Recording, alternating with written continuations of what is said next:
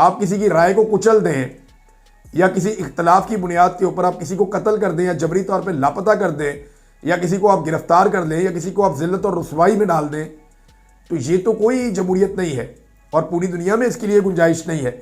लेकिन पाकिस्तान ऐसा लगता है आज से 1-2 सदियां पीछे जी रहा है। पाकिस्तान की मिलिट्री एस्टेब्लिशमेंट को बात की समझ नहीं आ रही। नादरीन, आलिया हमजा साहिबा ने कामयाब शो किया है पंजाब में, ये अब सब मान रहे हैं। इसके बावजूद उन्होंने एक हुक्म जारी किया है पंजाब के हवाले से और ये बड़ी मेहनत कर रही हैं, क्योंकि देखें तमाम अजला में हमने रैलियां निकलती हुई देखी हैं लेकिन बहुत सारे लोगों ने गफलत बरती है। तो आलिया हमजा साहिबा उसके बारे में उन्होंने एक स्टेटमेंट जारी की। उन्होंने कहा जी हमारी 8 फरवरी वज़ीर आज़म इमरान खान रमज़ान प्रोग्राम्स के 15 दिन और अब 23 मार्च की पंजाब के हर डिस्ट्रिक्ट की तंजीमी ओहदेदार, हर मुंतखब MNA और MPA, टिकट होल्डर्स, सेनेटर्स, ख़वातीन और अक़लियत की मखसूस नशिस्तों वालों की रिपोर्टें हमने तैयार कर ली हैं। यही वो ये कह रहे हैं कि हमने सबकी रिपोर्टें तैयार की हैं, किसने क्या किया और किसने नहीं किया। 8 फरवरी के हवाले से हमारी जो कॉल थी उस पर क्या हुआ, जो रमज़ान के अंदर हमारे प्रोग्राम्स थे 15 दिन के लिए उनमें क्या हुआ, और 23 मार्च में जिन लोगों की जो ड्यूटियां लगाई उन्होंने क्या किया। वो कह रही है मैं बसद एहतराम आप सबसे मुखातिब हूँ, जो वज़ीर आज़म इमरान खान के नज़रिए का बोझ नहीं उठा सकता वो इस तहरीक से खुद अलग हो जाए, हमें कोई गिला नहीं, क्योंकि PTI में जवान क़यादत मौजूद है जो वज़ीर आज़म इमरान खान के लिए जान दे सकती है। उन्हें आगे आने का मौका दें। मेरे पाकिस्तानियों और PTI के गयूर कारकुनों, हमारी कॉल लीडरशिप के लिए नहीं होती। आम आवाम और पाकिस्तान हमारा मतमय नज़र है। आप PTI के असल लीडर और वज़ीर आज़म खान के हकीकी वारिस हैं। इस तहरीक में आपका लहू शामिल है। एजेंडा एक है, वज़ीर आज़म इमरान खान की रिहाई। ये आलिया हमजा साहिबा ने एक दफ़ा फिर तंबीह की है उन लोगों को जो लोग जानबूझ के गिरफ्तार हो जाते हैं या जो लोग छापे छुपे पड़वा के गायब हो जाते हैं। पुलिस को थोड़े पैसे दे दिए, उन्हें कहा जी 1.5 छापा मार दो। पुलिस वाले आ जाते हैं 2-4 ढाले लेकर, छापा मारते हैं, सील करवा लेते हैं, तो एक ड्रामा सा क्रिएट कर लेते हैं ये लोग। इनके ऊपर कोई फस्तायत और सख्ती नहीं होती। ये लोग पुलिस के सामने लगे फिरते हैं, वीडियोज़ भी बना रहे होते हैं, कोई पूछने वाला नहीं होता। तो ऐसे लोगों को आलिया हमजा साहिबा ने कहा कि ये लोग अपना किबला दुरुस्त कर लें। अगर ये इमरान खान साहब के बयानिए का बोझ नहीं उठा सकते तो कोई मसला नहीं है, आप लोग अपने घर जाएं, हम आपसे गिला शिकवा नहीं करेंगे। नौजवान क़यादत को आगे आने दें, वो अपना खून भी दे सकती है। तो ये उन्होंने अब पैगाम दिया है आलिया हमजा साहिबा ने। नादरीन, साहबजादा हामिद रज़ा साहब ने जवाब दिया राणा सनाउल्लाह साहब के इस बयान पर कि इमरान खान साहब सच्चे दिल से माफ़ी मांग लें तो उनकी रिहाई मुमकिन हो सकती है। साहबजादा हामिद रज़ा ये कह रहे हैं कि किस चीज़ की माफ़ी, आपकी ख्वाहिश के मुताबिक तो माफ़ी नहीं मांग सकते।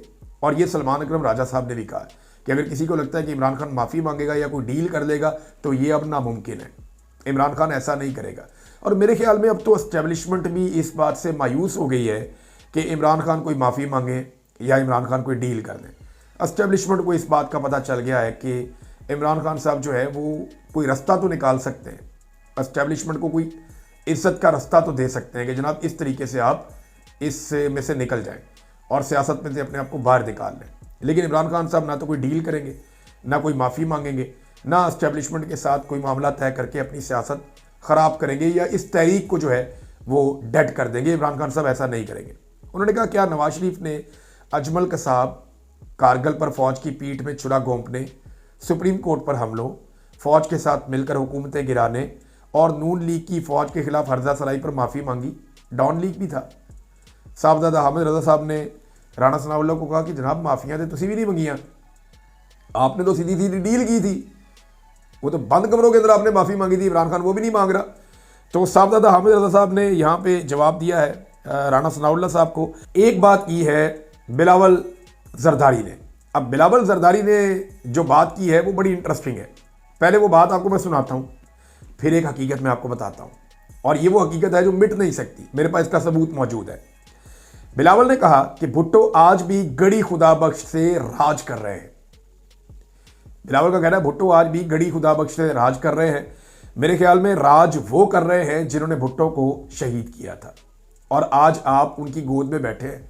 आपके एक हाथ में ब्रश और दूसरे हाथ में जूता है और सामने आपके पॉलिश पड़ी हुई है, और आप धड़ाधड़ उनकी गोद में बैठ के पॉलिश कर रहे हैं। तो बिलावल साहब राज आज भी उनका है जिन्होंने भुट्टो को कत्ल किया था। भुट्टो को शहीद किया था, और आज आप उनके राज में उनके सहूलतकार हैं और आपकी कोई हैसियत नहीं है।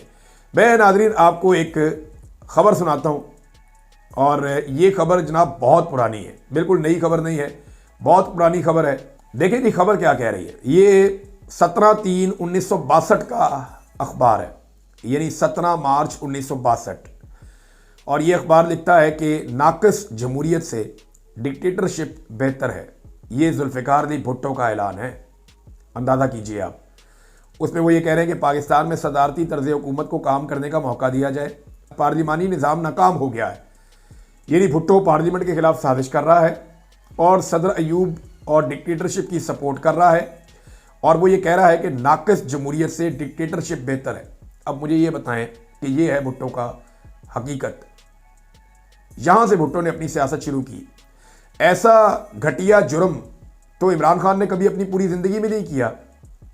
इमरान खान ने एक वक्त में कंप्रोमाइज़ किया और कुछ हद तक कंप्रोमाइज़ किया, लेकिन जब दबाव बढ़ा तो इमरान खान ने कहा जी मैं नहीं कंप्रोमाइज़ करता, उसने हुकूमत अपनी गिरा दी। ये इमरान खान है। जुल्फ़िकार अली भुट्टो ने लंबे अरसे तक कंप्रोमाइज़ किया, डिक्टेटरशिप को सपोर्ट किया, पार्लिमानी जमहूरियत को नाकाम करार दिया, और नाक़िस जमहूरियत से डिक्टेटरशिप बेहतर है, ये नारा जुल्फ़िकार अली भुट्टो ने लगाया और अखबारात के अंदर ये खबर छपी। अंदाज़ा कीजिए आप। लेकिन भुट्टो ने अपने दाग को, ये जो दाग भुट्टो के दामन पे लगे हुए हैं, भुट्टो ने इन दागों को अपने खून से धोया है। इसीलिए पाकिस्तानी आज भुट्टो की इज्जत करते हैं। तो क्या आप ये चाहते हैं कि हर लीडर इस दाग को अपने खून से धोए? क्या इस बात का इंतज़ार कर रहे हैं कि इमरान खान को फांसी चढ़ाया जाए, तब आपको यकीन आएगा कि वो अब एक नज़रियाती इंसान बन गया है? आप उसको दूसरा मौका कभी नहीं देंगे। नवाज शरीफ ने इस कौम को बार बार धोखा दिया, लेकिन हमारे बहुत सारे जो दानिश्वर हैं वो ठंडी बेशर्मी के साथ ये कह देते हैं कि नवाज शरीफ तो सियासत कर रहा है और ये सियासी हिकमत अमली है। भाई आध दर्जन मरतबा उसने एस्टेब्लिशमेंट के खिलाफ तहरीक खड़ी करके इनकलाबी बन के कौम को ट्रक की बत्ती के पीछे लगाकर हमेशा डील कर ली। तो वो नवाज शरीफ सियासत कर रहा है, और इमरान खान जिससे एक मरतबा कंप्रोमाइज हो गया और उस पर उसने खुद कहा कि मुझे पछतावा है और ये गलत हो गया मेरे से, और उस पछतावे की वजह से उसने अपनी हुकूमत भी गिरा दी, उस शख्स के ऊपर कोई एतबार करने को तैयार नहीं है। 3 साल से मार खा रहा है। पाकिस्तान की तारीख की सबसे मुश्किल जेल इमरान खान साहब भुगत रहे हैं, लेकिन इसके बावजूद वो अपने मौक़िफ़ से नहीं हटा। नाज़रीन, शेर अफजल मरवत साहब ने एक स्टेटमेंट दिया। मरवत साहब का ये स्टेटमेंट जो है वो इमरान खान साहब के ऊपर उन्होंने तनकीद की है। वो ये कह रहे हैं कि पीटीआई में सिर्फ जूते चाटने वाला काबिल कबूल है, यानी इमरान खान साहब ने वो लोग रखे हुए हैं जो जूते चाटने वाले हैं। मेरी खान से हमेशा तू तकार रहती है। हल्फन कहता हूं, बैरिस्टर गौर से पूछ लें, मैंने खान से कहा खुदा के लिए किसी एक फैसले पर तो डट जाएं। आज एक फैसला करके कौम को सुनाते हैं, परसों बदल लेते हैं। तो इमरान खान साहब पे अब आहिस्ता आहिस्ता शेर अफजल मरवत साहब ने तनकीद शुरू कर दी है। आने वाले दिनों में आप अगर शेर अफजल मरवत साहब को इमरान खान साहब ने वापस ना लिया तो आप बहुत कुछ और होता हुआ भी देखेंगे। शेर अफजल मरवत साहब को उनके दोस्तों ने खामोशी का मशवरा दिया था, लेकिन मुझे लगता है उनकी बस हो गई है और उन्हें लगता है कि अब वो और इंतज़ार नहीं कर सकते।